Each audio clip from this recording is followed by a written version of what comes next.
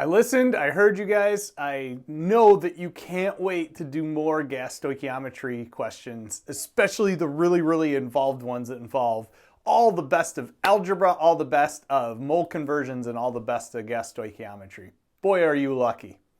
The first order of business, if you haven't done so already, is to watch the last video lecture on types 1 and 2. Keep in mind that all these types don't really do anything but help to organize my chaotic brain. You won't actually see them referred to in any kind of textbook or anything like that, but it's just nice to kind of have a systematized method of attack on these crazy questions, especially right at the beginning when you're just starting off. And so one of the things that makes a type 3 is this big sucker right here, not at STP.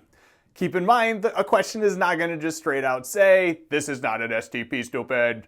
It is going to give you some list of conditions that are obviously not 0 degrees Celsius or 1 atmosphere of pressure. And so it's kind of up to you to decide that it's not at STP.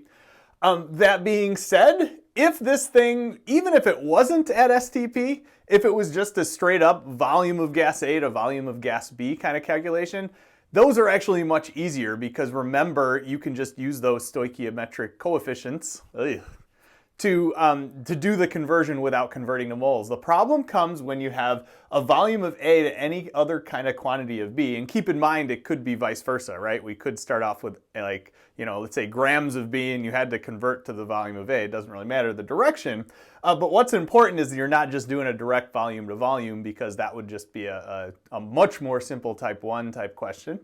It's not a type 2 question because it's not at STP, so that means we can't use that beautiful 22.4 liters in 1 mole of any gas number because now that was a number that was only true at STP. So let's see let's see a couple of examples of a problem like this, and I'll help you to work through them. So through the wonders of my video editing, you guys should see question number 3 from the gas stoichiometry practice sheet that's available as a resource guide from Wednesday. We of course have gone through 1 and 2 in a previous video, but this one will allow us to do a type 3 kind of calculation. One thing that is always true when you see that bad S word stoichiometry is that it's always going to be based as a core around this kind of mole bridge concept, which depends on the balanced chemical reaction. So one of the first things I really like to do is I like to map it out, just so at least in my head I can kind of see the path forward. So this particular one, I can see already that it's asking about how many liters of water gas, right? So liters of water. Question mark, based on a whole bunch of information having to do with oxygen gas, it looks like. 55 grams of oxygen gas. Okay, so there it is kind of mapped out. For those of you that were really paying attention to the last video lecture, you'll notice that it's the same kind of setup. The major thing is that we are no longer at STP. In fact, it is not at STP, and I like to do that just so that I don't fall into that trap of using that 22.4 liters per mole number because it's not true anymore at STP. So what I have to write down here are the conditions that are given to me because they are going to become important. We have a pressure of 12.4 atmospheres.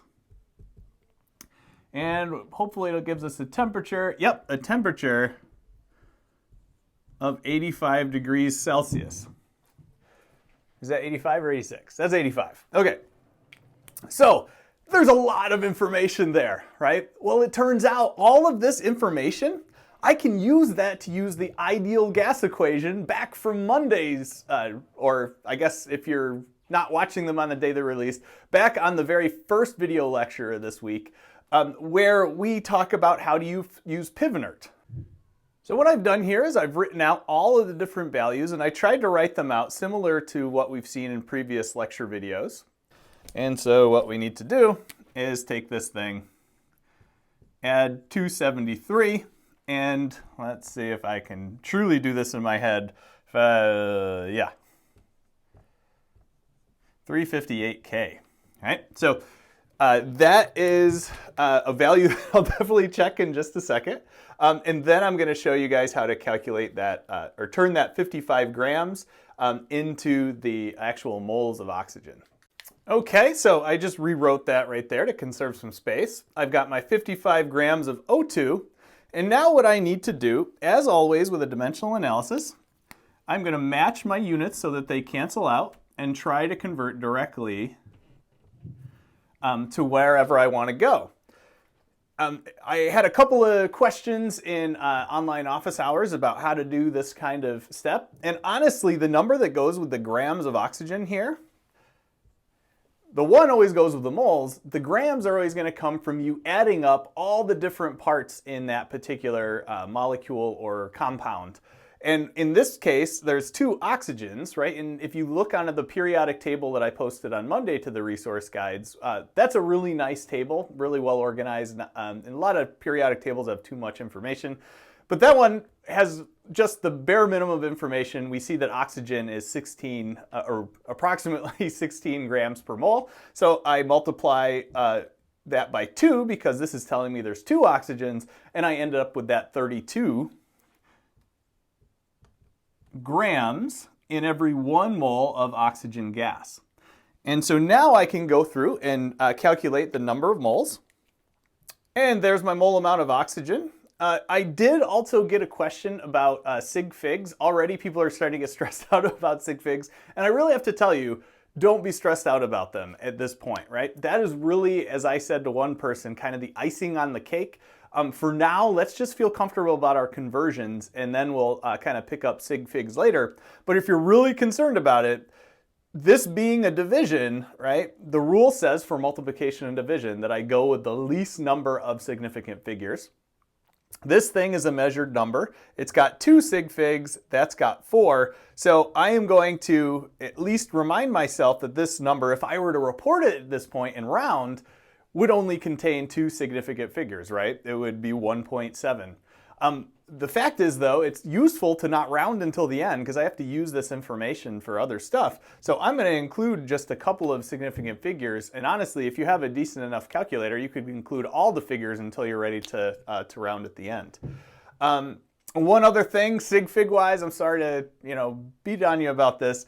That number, that 1 mole of oxygen gas, you might say, well, that's just 1. Why isn't it just 1 sig fig in the answer? Well, it turns out any discrete unit by like definition unit is considered to have an infinity of significant figures. So that being just 1, right? It's not 1.0, it's not 1.00. It's like 1 with as many zeros as you need that it won't affect the sig fig count. And that's like it's a very common thing for an exact number as opposed to a measured number. Enough with sig figs, let's get on with this question. Okay, so I've rewritten our kind of map up here. I've listed off all the values that are going to become important as we go through the calculation of this problem. So at this point, I have to ask myself, okay, have I converted everything into kind of the mole terms of this equation so that I can kind of go from oxygen and work my way towards water? And the good news is, absolutely, right? I calculated the number of moles of oxygen gas. And what I would like to do is I would like to convert that mole amount into this mole amount, okay? So let's do that. At this point, you shouldn't see any difference between the type 2 and the type 3 type questions, other than the fact that I am consciously thinking about how I'm going to use these numbers eventually. Okay, I'm ready for my mole bridge step. I've got my moles of oxygen gas here. I want to convert this mole of oxygen gas number into the moles of H2O. And I look up and see what the coefficients are that go with each one of these. And I'm ready to cancel out some units. And so I've got 1.718 times 2, which should be the same as in the last type 2 example we did. Okay, I've got the moles of H2O now. And what I'm actually going to do is, over in this area where I'm kind of keeping track of all the values I've calculated, I'm actually going to put another mole value. I'll write it in green, just so I don't confuse it with the other mole value. And that is the fact that I've got this many moles now of H2O. Right? So I have yet another mole amount. And this is where the calculation is going to differ from the type 2 that we talked about. The fact is at this point, I am trying to look for the liters of gas of H2O, right? I have information about the moles of H2O, but I am very obviously not at standard temperature and pressure, right? So I can't just do that nice simple 22.4 times whatever mole number is there. But what I can do is I can remember back to Monday's class where I have this PV equals nRT expression, the ideal gas equation, and I can recognize that this works for any gas, right? And so what I have, if I want to know something about the volume of H2O, right? Well, I'm just going to rearrange this thing. I'm going to solve for V, and I'll do that in a quick step here. V equals nRT over P. And so what this ideal gas equation is going to allow me to do is going to allow me to plug in the moles of H2O. R is always the gas constant. I've got the temperature. I've got the pressure. And so I'm going to be able to solve for the actual volume of H2O. Now, one thing that can confuse students is that you're like, well, I've got another mole amount here, but that's why it's so important that you fully label your units so you can kind of keep track of things. And as I said, think about it as just, you know, you're guiding the idiot teacher to like give you partial credit, right? And so the more valuable way of kind of writing things is don't just write moles of what, right? And that'll kind of help you to kind of guide yourself through these problems. So let's go ahead and plug in all our values and see what we end up with. Hopefully you can read that. It's written pretty small.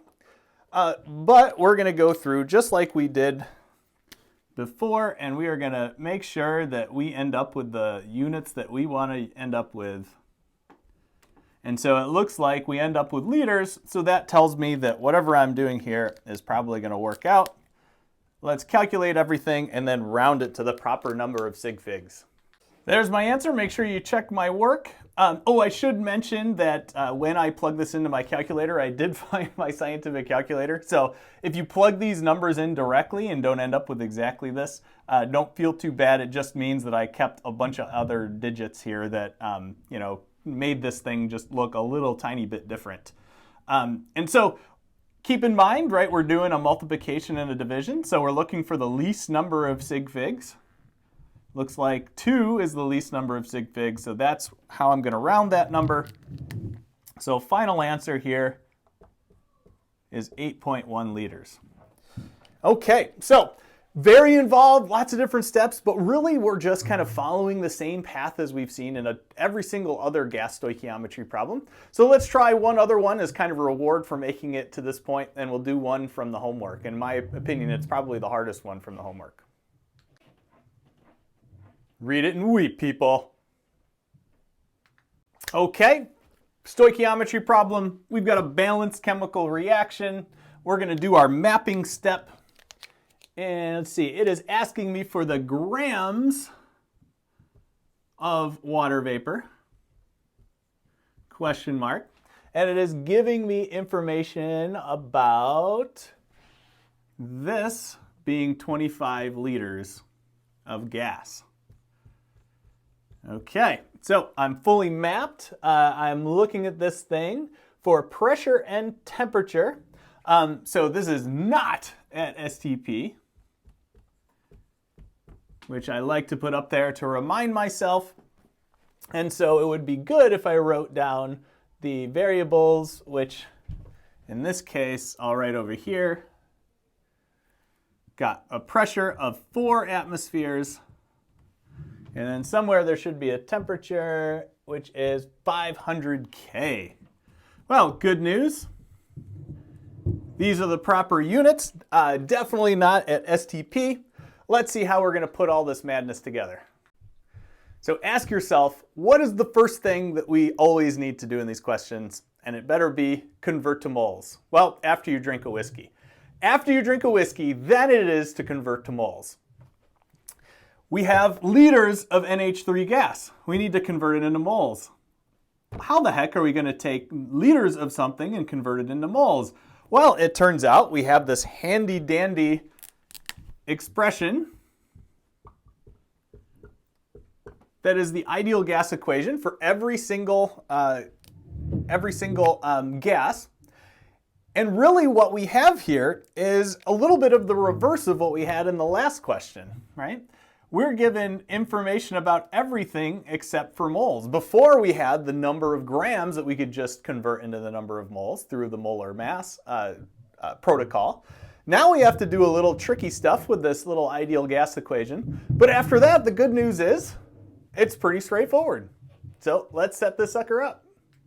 Okay, solving for moles of ammonia in this case. We're going to plug everything in according to this kind of rearranged ideal gas equation. And I'll check my units to make sure that I haven't screwed up the algebra. We've got a volume of 25 liters. And then we've got our ideal gas constant. And we've got our temperature of 500 K. We're going to go through, make sure all these units cancel out. We've got atmospheres going away, liters going away, Kelvin's going away, and so we end up with 1 over a mole, which ultimately is a mole. A lot of moles. Right? And just to remind myself, this is going to be the moles of NH3 gas that I'm calculating. So let's plug that sucker in. Okay, so here's the calculation, and obnoxiously, this one only has 1 sig fig. So we're going to have to just include 1 sig fig in this calculation, which probably is going to make people mad. And the good news is we've got mole amount, right? So we're now in the conversant language of this balanced chemical reaction. We're going to convert that number of moles into that number of moles, just like we always have. Mole conversion step. 4 moles goes with NH3. 6 moles goes with H2O. And I don't know how much this makes life easier, but that can simplify to a 3-to-2 relationship. So let's calculate. 3.655 moles. Our very last conversion, notice that we've got grams per mole here, so we know that 1 goes with moles, and then grams is going to be adding up the atomic masses of all of those different pieces there. So that is an 18.02 grams, and we're ready for the final calculation. There's our final value, 65.87 grams. Of course, there's only 1 sig fig in here, so we have to uncomfortably round that, believe it or not, to 70 grams of H2O. If nothing else, this showed us that I should have made a question with a few more sig figs in there. But it does kind of guide you through the whole process here. Hopefully you check my math, make sure that nothing crazy is happening. That's one thing that really scares me about doing these calculations, is that I have nobody other than my Lego minifigs to help me do the calculations. And of course the voices in my head, but they sometimes tell me to do things that I shouldn't. So that's all for calculations with gases. And so hopefully if you have any questions, you can come to office hours and ask them.